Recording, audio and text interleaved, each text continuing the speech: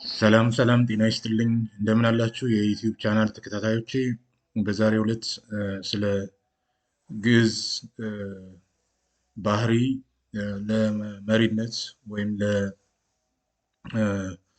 ለጋራ ቡድን ስራ ማለት ነው ትምህርት ጠቀሜታ ስላለው ይዤላችሁ ቀርቤያለሁ። ከዚያ በፊት የዩቲዩብ ቻናሉ ሰብስክራይብ፣ ላይክ እና ሼር እንድታደርጉ በትህትና እጠይቃለሁ።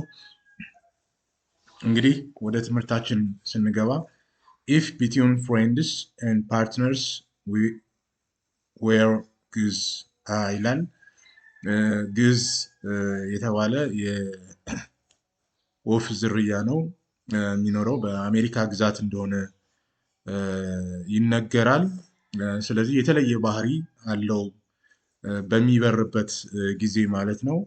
ስለዚህ ጓደኞች፣ ቤተሰቦች፣ የስራ ቡድኖች ልክ እንደ ግዕዝ ቢሆኑ እንዴት ባማረ እንዴት መልካም በሆነ ነበር ነው የሚል። ስለዚህ ወደ ትምህርቱ ስንገባ the next season ይላል። when you see the geese migrating going to the warmer place to short the winter, pay attention that they fly in a V formation. Maybe you will be interested in knowing why they do it this way. ግዕዝ ከክረምቱን ወይም ቅዝቃዜውን ለማሳለፍ ማለት ነው ወደ ሞቃታማ አካባቢ ለመጓዝ ትኩረት አድርገን በምናይበት ጊዜ ማለት ነው በመንጋ ፍሎው በሚበርበት ጊዜ ቪ ፎርሜሽን ወይም የቪ ቅርጽ በመስራት በጣም በሚያስደስት እና በሚያስገርም ሁኔታ በሰማይ ላይ እየበረረ ይጓዛል እና ይህ እንዴት አስደሳች እንደነበር ይገልጻል ማለት ነው። እንግዲህ ቪ ፎርሜሽን ሰርቶ በሚበርበት ጊዜ ምንድን ነው የሚያገኘው ጥቅም ብለን ስናስብ the whole flock increases the flight efficiency by 71% compared to just one bird flying alone. አንድ የግዕዝ ወፍ ማለት ነው በጋራ ቪ ፎርሜሽን ሰርቶ ማለት ነው በሚበርበት ጊዜ ብቻውን ከሚበር ግዕዝ ማለት ነው 71% ፍላይት ኤፊሽንሲ የበረራ ብቃት እና ጉልበት ይኖረዋል ማለት ነው። ስለዚህ ቪ ቅርጽ ሰርቶ የሚበረው አንዱ ጥቅሙ ምንድነው? ኢነርጂን ለመጠቀም የፊት ለፊት በረራን ማለት ነው የአየር ግፊትን ለመቋቋም ስለሚያስችል ፍላይት ኤፊሽንሲው በ71% ይጨምራል ማለት ነው። ከዚህ የምንማረው ሌሰን ምንድነው? ሼሪንግ ዘ ሴም ዳይሬክሽን ኤንድ ወርኪንግ አዝ ኤ ቲም ጌት አስ ዘ ዴስቲኔሽን quicker and easier. by helping ourselves the accomplishments are greater ይላል። በቡድን በጋራ በምንሰራበት ጊዜ ተመሳሳይ ዳይሬክሽን እና ስራ ካለን ምንድነው የምንደርስበትን ቦታ ወይም የምንሰራውን ስራ በፍጥነት እና በቀላል መንገድ መስራት እንችላለን። ይሄ ማለት ደግሞ ምን ያግዘናል? የተሻለ እና ብቃት ያለን ግሬተር እንድንሆን በተግባሮቻችን በስራዎቻችን ያግዛል ማለት ነው። ይሄን ሌሰን መውሰድ። ሌላው when a goose leaves the formation አሁን ፎርሜሽኑን የቪ ፎርሜሽን የቪ ቅርጽን አንድ ግዕዝ ማለት ነው ፎርሜሽኑን ቢለቅ ምን ያጋጥመዋል? ያ ማለት ከቲሙ ቢወጣ ከቡድን ስራው ቢወጣ ማለት ነው። he feels the resistance of the air and the difficulty of flying alone. የአየሩን ግፊት ፊል ማድረግ ይችላል። ከዛም ባለፈ ደግሞ ብቻውን ለመብረር የሚያስችል አቅም ያጣል ማለት ነው። ስለዚህ ፎርሜሽኑን በሚለቅበት ጊዜ ይሄ ችግር ይገጥመዋል ማለት ነው። then he quickly come back to the formation to take advantage of the flock's power in the front of ሂም ያለው አማራጭ ምንድነው? በፍጥነት በመብረር ማለት ነው ፎርሜሽኑን መጠበቅ ነው።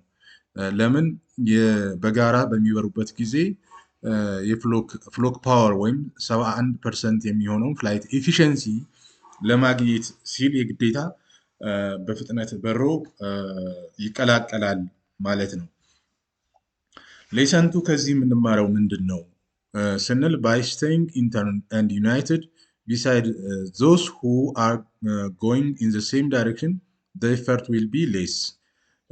እንግዲህ በቡድን በምንሰራበት ወቅት ማለት ነው መቆየት አብሮ በጋራ መቆየት ዩናይትድ መሆን ወደምንፈልግበት አቅጣጫ ለመጓዝ ማለት ነው ልናወጣ የምንችለው ኢፈርት በጣም ሌስ ይሆናል ማለት ነው።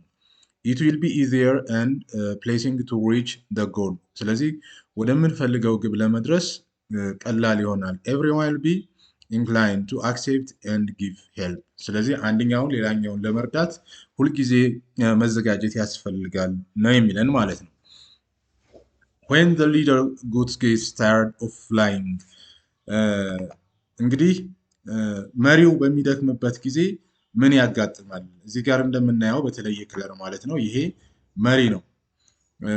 እንግዲህ ታየርድ በሚሆንበት ጊዜ ምን ያጋጥማል ብለን ስናስብ he goes to the end of the V formation while another goose takes the lead ይላል። በሚደክምበት ጊዜ ወደኋላ ይመለስና ይህን ፎርሜሽን ይይዛል። ከፊት የነበረው ግዝ ማለት ነው መጥቶ ወደኋላ እንደዚህ ፎርሜሽኑን ይይዛል እና ከመካከላቸው አንደኛው ጠንካራው ደግሞ ይሄ ፎርሜሽኑን ይይዛል። ቴክስ ዘ ሊድ ማለት ነው ይመራል ማለት ነው ቪ ፎርሜሽኑን ጠብቆ።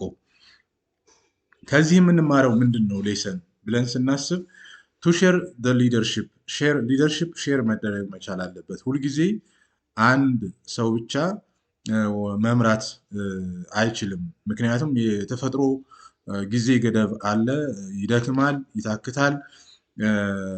ስለዚህ ይሄ በሚሆንበት ጊዜ የግዴታ ሼር መደረግ አለበት ሊደርሺፕ ማለት ነው።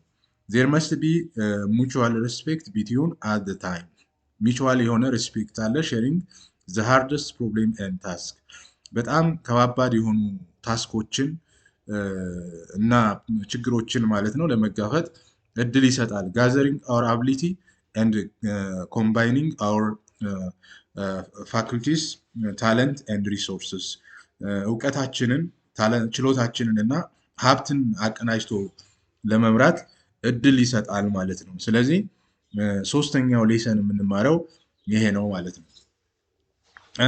እንግዲህ the geese flying on a V formation they quack to encourage two ones in the front ይላል። ሁሉም ግዞች በረራ በሚያጋጥሙበት ጊዜ ድምፅ በማሰማት ኳክ በሚል እንትን ማለት ነው ይዘምራሉ። in that way they keep the same speed በዚህ ይሄን በሚያደርጉበት ጊዜ ስፒዳቸውን ጠብቀው እንትን ይላሉ ይበራሉ ማለት ነው። እና ከዚህ ምንድን ነው የምንማረው ብለን ስናስብ ሌሰን 4 የሚያስተምረን ምንድን ነው ስንል when there is encourage የሚያበረታታ ነገር ካለ ኢንከሬጅ እና ኢንከሬጅመንት ካለ the progress is greater ይላል። የሚያበረታታ ነገር ካለ ማለት ነው እዛ ውስጥ ሁሉም ሰው ብርቱ የሚሆን ከሆነ ፕሮግረሱ ወይም ቀጣይነቱ በጣም ግሬተር ይሆናል ማለት ነው። ታይምሊ ወርድ ኦፍ ኢንካሬጅመንት በወቅቱ እና በጊዜው የሚደረግ ኢንካሬጅመንት ማለት ነው ኦልዌይስ ሞቲቬትስ ሄልፕስ ኤንድ ስትሬንግዘንስ ይላል። ማበረታቻዎች መስጠት ማለት ነው ለአንድ ግብ ለመድረስ ሊያነሳሳ ይችላል፣ ጥንካሬን ሊሰጥ ይችላል ማለት ነው። ኢት ፕሮቫይድስ ዘ ቤስት ኦፍ ቤኔፊትስ ማለት ነው። እንግዲህ ጥቅም ያስገኛል ማለት ነው። when a goose gets sick it is injured or it gets tired ከቡድኑ ከቪ ፎርሜሽን ውስጥ በበረራ ወቅት ማለት ነው አንዱ ግዝ ቢታመም ቢደክም ወይም ደግሞ አደጋ ቢያጋጥመው ግዝ የራሳቸው የሆነ እንትን አላቸው ማለት ነው ግዕዙን የሚንከባከቡበት ሁኔታ ማለት ነው።